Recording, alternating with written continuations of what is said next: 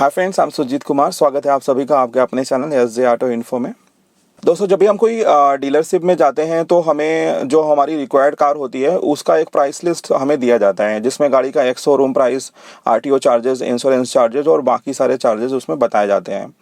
लेकिन हम ये देखते हैं कि जैसे हमें आरटीओ चार्ज बताया जाता है तो वो एक कंपोजिट फॉर्म में लिखा होता है, उसके हमें कंपोनेंट बताए नहीं जाते हैं उतना, या फिर हो सकता है कोई डीलरशिप बता दे, बाकी मोस्ट ऑफ द टाइम यही होता है कि हमें उसके कंपोनेंट्स नहीं बताए जाते हैं। तो हम ये वेरीफाई नहीं कर पाते हैं कि हाँ, इसमें जो आरटीओ का प्राइस लिखा हुआ है वो मतलब सटीक लिखा हुआ है, सही लिखा हुआ है, या कुछ बढ़ा घटा के कुछ लिखा हुआ है। तो अगर आपको ये वेरीफाई करना है कि आपने जो गाड़ी लेने जा रहे हैं उस गाड़ी का जो प्राइस है, स्पेशली जो आरटीओ का प्राइस है, वो सटीक लिखा हुआ है कि नहीं लिखा हुआ है, तो इस वीडियो में आपको यही चीज़ बताने वाला हूँ। दोस्तों, आरटीओ चार्जेस जो होते हैं वो स्टेट टू स्टेट वैरी करते हैं, क्योंकि आरटीओ जो टैक्सेस होते हैं वो स्टेट गवर्नमेंट के अंदर आते हैं। तो मैं फॉर एग्जांपल मैं दिल्ली के लिए आरटीओ के बारे में बात करूंगा, क्योंकि मैंने जो गाड़ी खरीदी थी टाटा अल्ट्रोज एक्सी पेट्रोल, वो मैंने दिल्ली में खरीदी थी और उसी की डिटेल मेरे पास है। बाकी किसी दूसरे स्टेट पे भी उसे कैसे यूज कर सकते हैं वो मैं आपको बता दूंगा, लेकिन जो मैं एग्जाम्पल लेके चलूँगा वो मैंने अपनी कार का ही एग्जाम्पल आपको देने वाला हूँ कि किस तरीके से उसमें जो है प्राइसेस कैलकुलेट करे जाते हैं, आरटीओ चार्जेस कैसे कैलकुलेट करे जाते हैं, मैं वो आपको बताने वाला हूँ। दोस्तों, दिल्ली में आरटीओ चार्जेस जो होते हैं वो दो चीज़ों पे डिपेंड करते हैं। एक तो गाड़ी के प्राइस पे डिपेंड करते हैं। यहाँ पर गाड़ी के जो प्राइस के जो फोर व्हीलर कार के जो गाड़ी है उसका एक सेगमेंट बनाया गया हुआ है, और वो सेगमेंट बनाया गया है 0 से 6 लाख तक, 6 लाख से 10 लाख तक, और 10 लाख से ऊपर वाली कार के लिए। और एक दूसरी वैरायटी भी होती है जिसके हिसाब से भी आरटीओ चार्जेस वेरिएबल होते हैं, वो होता है फ्यूल टाइप। अगर वो गाड़ी पेट्रोल की है तो उसमें आरटीओ चार्जेस कुछ डिफरेंट होंगे, अगर वो डीजल की है तो उसमें जो है आरटीओ चार्जेस कुछ डिफरेंट होंगे। जैसे अगर गाड़ी 6 लाख से कम की है, मतलब 5,99,999 तक की भी अगर कार है, मतलब 6 लाख से कम होनी चाहिए, भले वो 1 रुपये कम हो, तो उसमें पेट्रोल कार में जो आरटीओ टैक्स लगेगा, जो वन टाइम आरटीओ टैक्स पे किया जाता है, और वही सबसे बड़ा कंपोनेंट होता है आरटीओ के फॉर्म में, आरटीओ चार्जेस के फॉर्म में वही सबसे बड़ा कंपोनेंट होता है। And that is for the petrol car less than 6 lakh is 4% of the ex showroom price of the car, और वहीं पर वो डीजल कार के लिए 5% होता है। जो कार 6 लाख से कम है और डीजल कार है, उसका आरटीओ टैक्स जो होगा वो एक्स शोरूम प्राइस का 5% होगा। इसके बाद दोस्तों दूसरा प्राइस सेगमेंट आता है जिसमें कार जो है वो 6 लाख से 10 लाख के बीच में है। तो उसमें पेट्रोल कार का जो आरटीओ टैक्स होता है वो 7% of the ex showroom price होता है। इसके बाद बात आती है जो थर्ड सेगमेंट है प्राइस के पॉइंट ऑफ व्यू से, वो है कि अगर कार जो है 10 लाख से ज़्यादा की है, अगर कार 10 लाख से ज़्यादा की है तो उसका जो पेट्रोल कार है उसमें जो आरटीओ चार्जेस है वो 10% है। वहीं पे कोई डीजल कार जो 10 लाख रुपए से ज़्यादा है, उसका जो आरटीओ टैक्स होगा वो 12.5% of the ex showroom price होता है।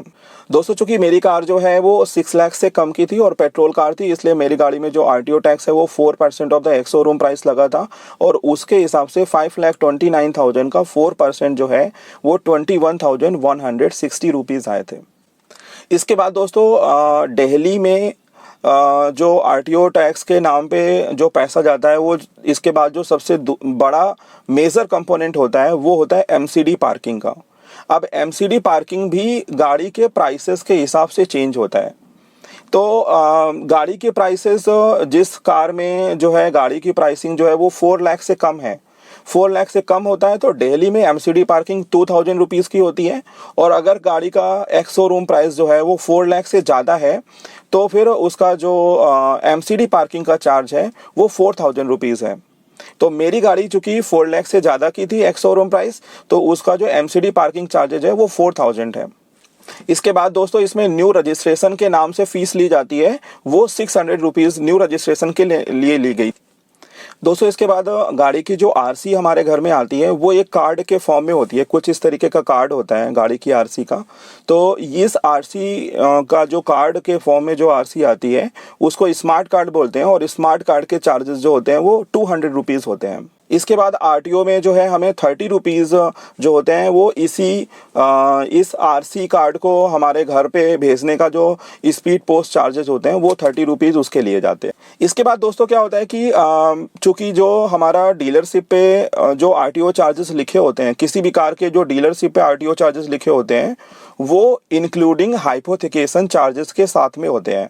अब हाइपोथिकेशन चार्जेस वो होते हैं कि जब कोई शख्स अपनी गाड़ी को फाइनेंस कराता है, किसी बैंक से जब अपनी गाड़ी को फाइनेंस कराते हैं तो उसके लिए क्या करते हैं कि जो बैंक आपको लोन देती है या फाइनेंस करती है उसका नाम जो है आरसी में चढ़ाया जाता है।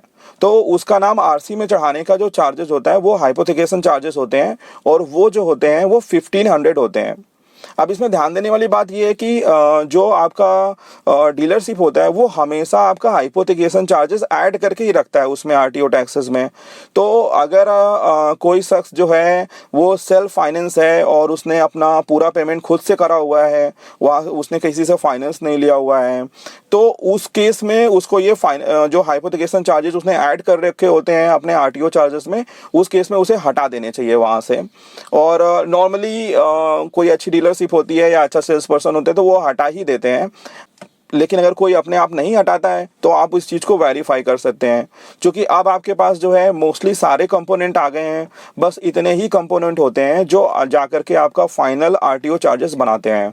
तो किसी भी इंडिविजुअल शख्स जो अपने नाम से गाड़ी खरीद रहा है, अपने सेल्फ पर्पस से खरीद रहा है, उसके लिए जो गाड़ी में जो भी आरटीओ चार्जेस होते हैं वो सारे यही पूरे होते हैं। तो जैसे मेरी गाड़ी में अगर मैं इन सारे कंपोनेंट्स को ऐड कर दूं, क्योंकि मेरे उसमें फाइनेंस भी था, तो हाइपोथिकेशन चार्जेस मेरी गाड़ी में लगे हुए थे और वो 1500 रुपये थे। दोस्तों इस सारे आरटीओ चार्जेस का जो सम था वो 27,490 रुपये था। 27,490 रुपीज़ मेरे Tata Altroz XE petrol car के लिए आए हुए थे। अब इसमें जो है ये 27,490 रुपीज़ के ऊपर जितना भी उसने मेरे से लिया या फिर आरटीओ चार्जेस के नाम पे उसने जितना भी लिख रखा हुआ है वो एक्स्ट्रा है। अब अगर इस एक्स्ट्रा चार्ज में उसने 200-500 रुपये ज़्यादा लिख रखे हैं तो भी मेरे हिसाब से कोई प्रॉब्लम नहीं होनी चाहिए, क्योंकि जब कोई इंडिविजुअल जा कर के आरटीओ का काम कराता है तो उसे इतने चक्कर लगाने पड़ जाएंगे, उसको इतना टाइम लगाना पड़ जाएगा और उसका काम वैसे भी थोड़ा सा लेट ही होगा इन कंपेरिजन टू कोई डीलरशिप। तो अगर 400-500 रुपये तक एक्स्ट्रा लिखा हुआ है तो कोई प्रॉब्लम नहीं है, लेकिन अगर उसमें 1000 या 2000, 2500, 3000 रुपये ज़्यादा लिखा हुआ है तो फिर उसको इतना ज़्यादा नहीं लिखना चाहिए। 500 रुपये मैक्सिमम है, इससे ज़्यादा नहीं लिखना चाहिए। दोस्तों जो मुझे जो आरटीओ से जो स्लिप मिली थी जिसमें मैंने अपना आरटीओ टैक्स का जो चार्जेस थे वो मैंने सबमिट करे हुए थे, तो उसमें मुझे कहीं अलग से नंबर प्लेट के चार्जेस या फ्यूल स्टिकर के चार्जेस ये सब जो है या फिर कोई नो पोल्यूशन स्टिकर, इन सब के कोई चार्जेस मुझे एक्स्ट्रा लग के नहीं मिले। तो मेरा मानना है कि एटलीस्ट नंबर प्लेट का तो कोई एक्स्ट्रा चार्ज नहीं होता होगा, हो सकता है फ्यूल स्टिकर का अलग से कोई एक्स्ट्रा चार्जेस होते हों। तो अभी रिसेंटली मैंने फ्यूल स्टिकर अप्लाई करा हुआ था, ऑनलाइन अप्लाई किया हुआ था। अगर हम फ्यूल स्टिकर किसी डीलरशिप में मंगाते हैं या फिर आप अगर कोई नई कार खरीदते हैं और आप अपने डीलरशिप से बोलते हैं कि भाई हमारे लिए फ्यूल स्टिकर भी मंगा लेना, तो जो डीलरशिप है उससे आपसे 150 रुपीज़ से ज़्यादा नहीं लेने चाहिए। क्योंकि मैं अभी ऑनलाइन अप्लाई कर रहा था तो मैंने देखा था कि उसमें 141 रुपीज़ के चार्जेस आ रहे थे अगर कोई डीलरशिप पे मंगवा रहा था, और मैंने उसे होम डिलीवरी मंगवाया हुआ है। तो अगर मैं उसे होम डिलीवरी पे मंगवा रहा हूँ तो मुझे 260 रुपीज़ देने पड़े हैं फ्यूल स्टिकर के। तो ये चीज़ें हालांकि इस आरसी स्लिप में मेंशन नहीं है, बट बाय डिफ़ॉल्ट मेरे हिसाब से नंबर प्लेट के लिए अलग से चार्जेस वो मेंशन नहीं करेंगे। नंबर प्लेट वो इसी में इंक्लूडेड है, क्योंकि मुझे भी नंबर प्लेट मिल गई थी, फ्यूल स्टिकर नहीं मिला था। तो मे बी कि जब कोई नया रजिस्ट्रेशन के लिए अप्लाई करता है तो उसको फ्यूल स्टिकर के लिए अलग से अप्लाई करना पड़ेगा, या फ्यूल स्टिकर का एक कंपोनेंट बन सकता है, फ्यूल स्टिकर चार्जेस का एक कंपोनेंट बन सकता है, लेकिन वो 150 रुपीज़ से ज़्यादा नहीं है। तो आप जब भी आप कोई नई गाड़ी खरीदते हैं तो आप उसका आरटीओ चार्जेस आप खुद से आप कैलकुलेट कर सकते हैं। जो डिफरेंट स्टेट्स हैं जहाँ पे आरटीओ चार्जेस अलग अलग हैं, वो लोग क्या करें कि वो अपने स्टेट का आरटीओ चार्जेस पता कर लें, क्योंकि जैसे यहाँ पर प्राइस के हिसाब से स्लैब चेंज करे गए थे या फ्यूल के हिसाब से स्लैब चेंज करे गए थे, वो अलग अलग स्टेट में अलग अलग तरीके से स्लैब डिसाइड करे गए हैं। कहीं पे कम स्लैब हैं, कहीं पे ज़्यादा हैं, कहीं पे परसेंटेज जो आरटीओ टैक्स का है, जो वन टाइम आरटीओ टैक्स होता है जिसको मोटर व्हीकल टैक्स बोलते हैं, वो कहीं पे कुछ परसेंटेज है, कहीं पे कुछ परसेंटेज है। तो वो आप अपना इंडिविजुअल अपने स्टेट का, अपने सिटी का खुद से कैलकुलेट कर लीजिए, और उसमें ये जो कंपोनेंट्स हैं वो हैं। अब जैसे एमसीडी पार्किंग है, तो एमसीडी पार्किंग दिल्ली में है या फिर कोई और ऐसे स्टेट्स होंगे जहाँ पर ये चीज़ होती होगी कि वहाँ पे पार्किंग फ़ीस देनी पड़ती होगी। बाकी मोस्टली जो स्टेट्स हैं, जो दूसरे स्टेट्स हैं, शायद वहाँ पे ये एमसीडी पार्किंग चार्जेस नहीं लगते हैं। तो दोस्तों, इस वीडियो में मेरा प्रयास यही था कि आपको आरटीओ जो चार्जेस हैं उसका आपको कैलकुलेशन पता चल जाए और आप संतुष्ट हो जाएं कि हमसे जो आरटीओ टैक्स के नाम पे या आरटीओ चार्जेस के नाम से जो डीलरशिप ने पैसे लिए हैं वो सही लिए हैं या गलत लिए हैं, या कुछ उसमें प्लस माइनस हो सकता है। दिल्ली में इस समय फ्यूल स्टिकर मैंडेटरी हो गए हैं, high security number plate mandatory हो गए हैं। अगर किसी को फ्यूल स्टिकर अप्लाई करने में कोई प्रॉब्लम आ रही है तो वो मेरे से कमेंट करके पूछ सकते हैं। अगर किसी को कोई दिक्कत हो रही होगी तो मैं उसका एक वीडियो, छोटा सा वीडियो आपको बना के दे दूंगा। दोस्तों, अगर वीडियो में बताई गई इन्फॉर्मेशन अगर आपको पसंद आई हो तो प्लीज़ मेरे वीडियो को लाइक करिए, और ऐसे ही इन्फॉर्मेटिव वीडियोज़ के लिए मेरे चैनल को सब्सक्राइब करिए और बेल आइकन्स प्रेस करिए, ताकि जब भी मैं कोई नया वीडियो डालूँ तो आप तक उसका नोटिफिकेशन पहुँच जाए और आप उस वीडियो को मिस ना करें। तो मिलते हैं फिर किसी नया वीडियो में। Till then, bye bye, take care.